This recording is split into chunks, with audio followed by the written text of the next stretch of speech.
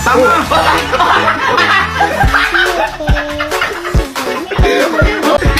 Ano yung ganun? Kung talagang dapat walang hawak talaga, mabubuksan nyo yung tansan. Kaya nga pinagawa ko sa inyo kasi imposible.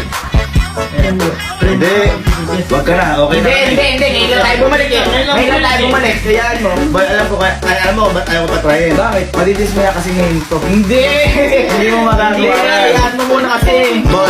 Boy, pinag-aralan ko yan. Kasi nakakompress yung hangin dyan. Never mo siyang magagano. Kung may espiritu ka ng sarili. Gawin mo na. Ano gawin mo na?